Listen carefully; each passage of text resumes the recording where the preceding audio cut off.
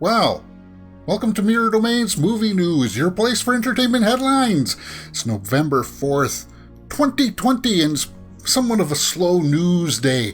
No big articles are really jumping out at me, so I thought I'd let you join me today while I quickly go through some of the headlines, through some of the web pages that I go through to, look for stories to talk about. Nothing of really big significance, so that's kind of a bummer, but I figured I'll share with you guys my little process and how I do things, and let's just get to it. Let's pull up let's start off with the Movie Webs page.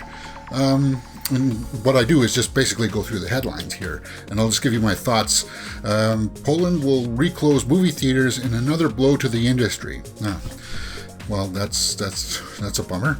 Darth Maul voice actor debunks the Mandalorian Season 2 premiere cameo. Sam Witwer. Yes, people said that Sam Witwer was in the premiere episode, The Marshal, and they even gave time codes. But now it looks like Sam Witwer has come forward and said, nope, that wasn't me, that was somebody else. Okay, well, I guess that's all you really need to know. Okay, continuing on. Oh yes, The Witches remake. Did you see that movie, The Witches, Anne Hathaway? I wanted to see it, and it's still in my queue, but I will get around to it. Apparently there's some backlash now from the disability community. And if you look at that article, basically all it says is that when she turns into the witch, she loses some fingers. And that's offensive to somebody because, you know what, they could be making fun of them because some people do have missing fingers. It's cancel culture, guys, and that stuff's got to stop. Because eventually it's going to get to the point where, you know what, Baby Yoda is offensive because some baby may come out with green skin. It's like, no, we can't do that. We can't do that. Solo 2 is not happening yet, but fan support bodes well for the future, teases Ron Howard. Yeah, I heard lots of that. People really, really want a Solo 2. Now, I liked Solo, but I felt like they should have just made it about another smuggler and had the younger Lando, but they shouldn't have gone with Han. That's the way I felt about it. Kanye, forget about that stuff. New Bond villain goes bigger than Blofeld in No Time to Die, promises director. Yeah, this story I saw on a couple of sites. They said that the new Bond villain is going to be bigger than Blofeld. Christoph Waltz's character, the guy behind Spectre, the guy who controlled the evil organizations. This guy is supposed to be bigger. Apparently it's supposed to be more PC, though. He's like trying to save the Earth or something like that. I didn't really buy that. Christopher Nolan is thrilled with Tenet box office. Okay, that's fine, and that's interesting. Studio says studios drew the wrong conclusion, and I think they did too. I don't think Tenet was ever going to be $1 billion film. I really don't. But I think it's around 350,000 or so. We can take a look at that story. Let's take a look at that story. I want to take a look at it. He breaks down the box office here.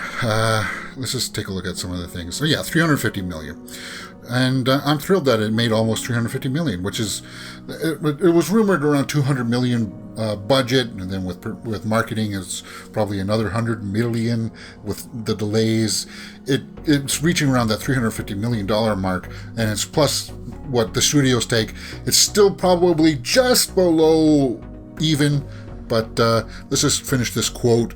But I am worried that the studios are drawing the wrong conclusions from our release, that rather than looking at where the film has worked well and how that can provide them with much needed revenue, they're looking at it where it hasn't lived up to pre-lockdown expectations, and will start using that as an excuse to make exhibition take all the losses from the global instead of getting the game, adapting and rebuilding our business. It's just, that gets kind of convoluted there towards the end, but whatever. I don't think it was a terrible film, and I think once people see it on the streaming services and stuff, it'll find its audience a lot more. It just won't generate as much revenue.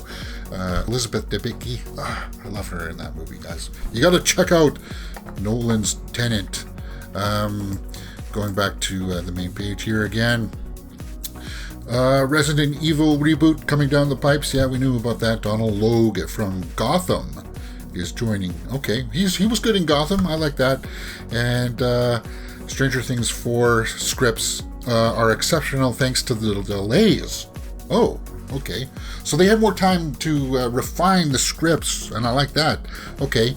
And now that Stranger Things 4 is now back into production, that's good news. Okay, how Sean Connery... okay, didn't know how to do that. Daredevil rights will go back to Marvel as Spider-Man 3 begins filming. Coincidence? I'm not too sure. Let's just take a look at that article. Okay, following the cancellation of the Netflix show, I know a lot of people were fans of that show. And the best part about it for me was all the tie-ins. I liked how Punisher tied in. I liked how Kingpin D'Onofrio tied in. I felt like that was really cool stuff. Will he show up in a Spider-Man movie? Is that what they're hinting at? I don't know. Or in the MCU?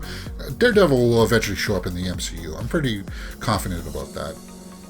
And let's see what the article just continues on, going on, saying pretty much as a result of Marvel's agreement with the streaming service, they have been unable to include the characters in any of the recent shows, so that's probably why it's going to go back. And it's going to go back to Disney, the third season. Okay, this is a fairly long article, guys. I didn't really want to get into a whole bunch of this. In the past, they speculated, will he show up in Spider-Man 3? Okay, maybe. Who knows? But as I said, the best part about it was, Kingpin and all the tie-ins and stuff. And people liked him as Daredevil. I felt like that was pretty good. My favorite part was Vincent D'Onofrio. Okay, so that's about it for Movie Web. Let's continue on with Cinema Blend. Tom Holland shares a costume photo, but something is wrong. Something is wrong? Let's take a look at that. You'll see that some of these headlines repeat. Tom Holland shares a costume photo, but something is wrong. Well, what is it? What's going on here, guys? Okay, so he's 16 hours ago, he posted something on his Instagram. What's wrong with this suit? It looks like a Spider-Man suit. The homecoming... Oh, that's his homecoming suit. That... Really? How does that work? But I've seen some of these articles now, and some people have said that what they really need to do is ditch the Tony Stark suits and have him develop his own suit. I don't really care about that stuff. Some people whine and complain that he's Iron Man Jr. I'm not that kind of... whatever. He's Spider-Man. I don't really care where his suit comes from, if he makes it or if he adopted it from Iron Man. But that's pretty much the way that it's been today in the realm of movie news and headlines. These videos were always supposed to be this raw.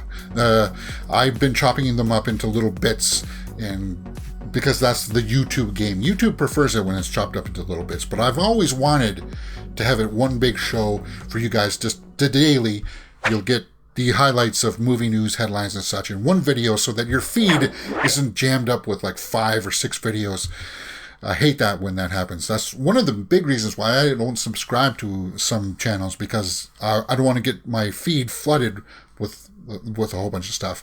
And eventually someday I will go back to this kind of a format, but it'll be a longer format, and we'll actually have the big stories in here like this, a little bit more developed like they normally are. But for now, I still got to keep it chopped up. And on days where it's slow, we'll just do things like this. All right, let's continue on with some more movie news.